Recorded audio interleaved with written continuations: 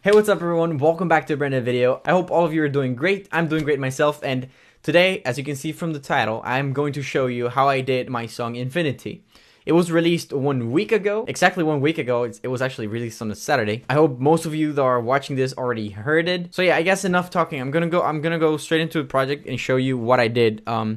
If you heard the breakdown starts with some 90s, 2000s kind of sound, and it sounds like this.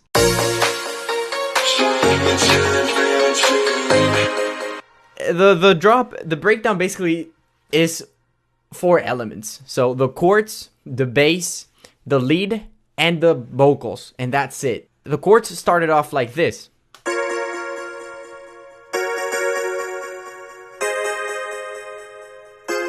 It's a pretty basic sound. It's actually an instrument. It's actually an instrument called Westerns from M1, so it's a Korg.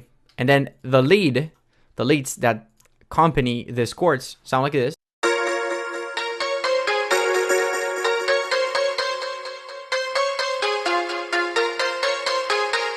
And it just repeats over and over again.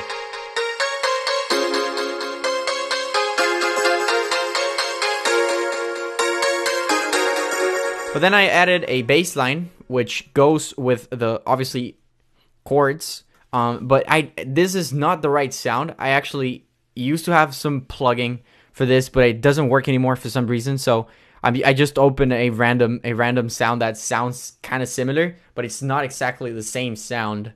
But it sounds like this.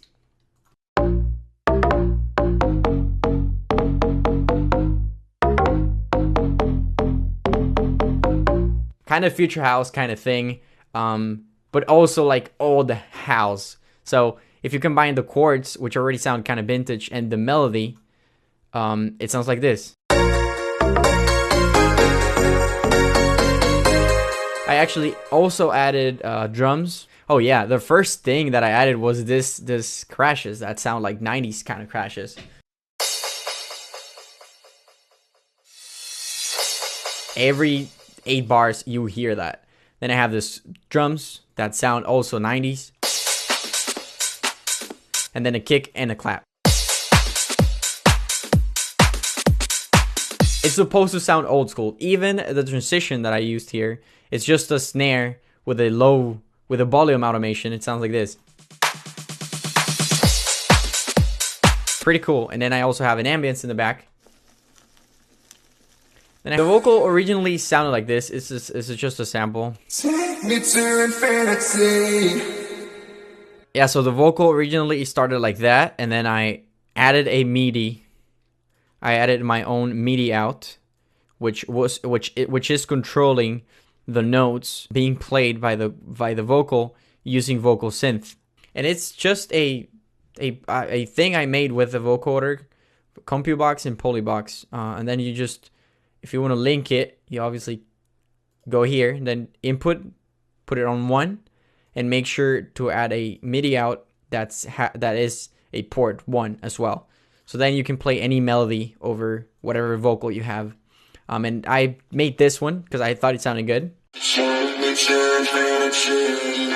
And then in the second part of the breakdown, I put it up 1 octave because I wanted that Daft Punk kind of vibe. And that's pretty much it for the breakdown. You play everything together and it sounds like this.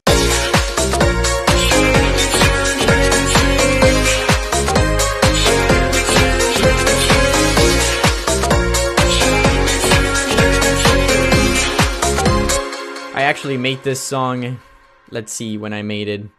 I actually made it in 3/3/19. So that was 1 year ago. I actually made this project 1 year ago. I mean, I spent 30 hours on this.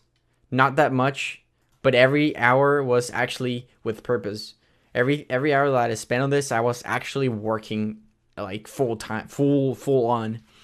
So yeah, after that, I went into the build up, which is just the chords, and then they just repeat. Same thing with the bass line. It's just the bass. And then it just disappears out of nowhere. And then I have the melody. but it also starts going up. That's pretty much for everything. And then I just have the snare, a bass, a riser, another riser, and then the vocal just repeats over and over again, like everything else, just creating tension, just creating tension.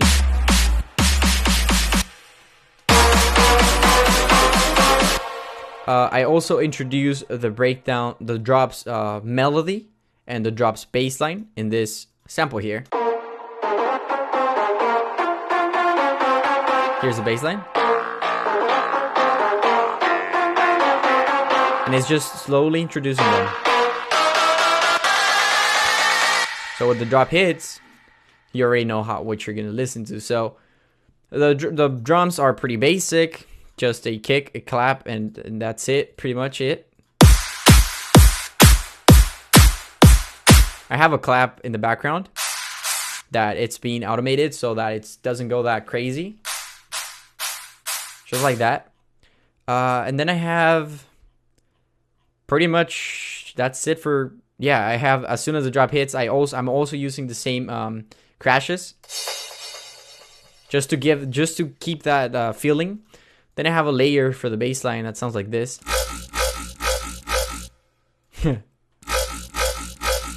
Then for the transition as well.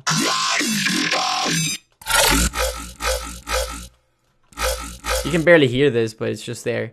I also introduced the breakdowns, hi-hats here. And to get out of the build-up, I added all the risers. That's pretty much it for everything that goes in the back. Also this hi-hats. And as well as and also obviously a ride, which is pretty crucial. And that's pretty much it. I have a pretty big layer for the leads. I actually had to, the layer is made of 1, 2, 3, 4, 5, 6 sounds. Actually, they sound like this. Then I have another layer of Aspire, which was like really killing my PC, so I just put it here. You put them together and it sounds like this. Pretty easy. And then I have a bass line that sounds like this. Aggressive, very aggressive. It consists of 3 layers, I think. Yeah. So there's a sub, then the mid bass, and then the highs. Every single sound is a different sound, and together the whole drop sounds like this. My PC is dying because I'm recording, but it wouldn't normally die. It wouldn't normally struggle as much, but when I'm recording, it just dies. But that's pretty much it. For the transition, it sounds like this. I have some sort of weird sound that just keeps on going up as soon as the second drop hits. The second part of the drop, I mean. Yeah, it's dying. I'm sorry. It's just too much sounds. For the second breakdown, though, I have this new, or like, not new, but I added a ARP. It sounds like this. And it's actually facing around. You can hear it moving from side to side. And for that, I used Pancake. So you can see it's going left, right, right. And I have a stereo delay. I have just EQ. And I actually removed some of the highs for this because I didn't want it to be in your face, you know. Besides that, I have something extra that is the strings, but it's a very high octave. And it's just one note. And that creates tension. They used to use this effect in the 80s and the 90s. So now I used it on something that's made in 2020. So, and that's pretty much it. The second breakdown is just more active, a little bit more active, with 2 more elements.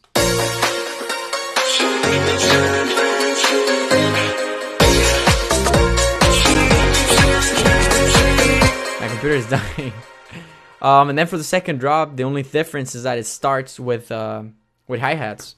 And that's pretty much it. Yeah, if you've seen my layer tutorial, you notice that I actually use this. Yeah, if you've seen my other videos as well, where I explain how I made my songs, you would know that I automate the pitch of the leads so that melody doesn't stay in the same place all the time. So it's like the notes, instead of just do this, they now do this.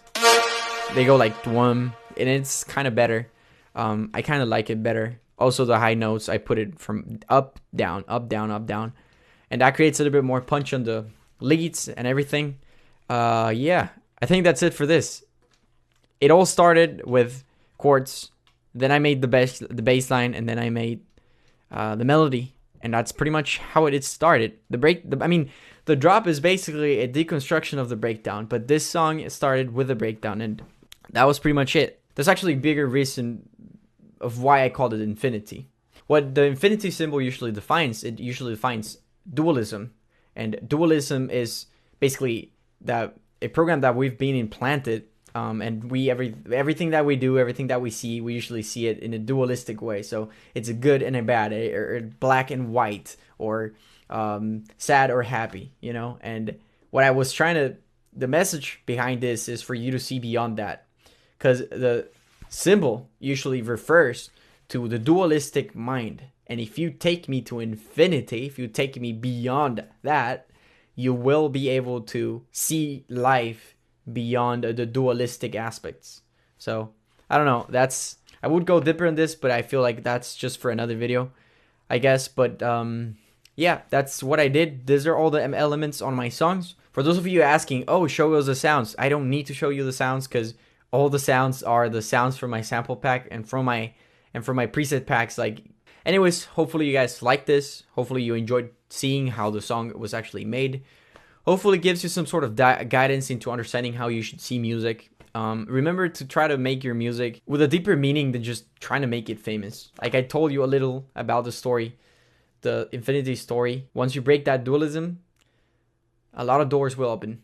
So yeah, if you're not following me on Instagram, my Instagram is Jay Eskar. If you have any suggestions for future videos, just feel free to leave them below. I'm reading all the comments all the time. So yeah, I'll see you guys in another video. Bye-bye.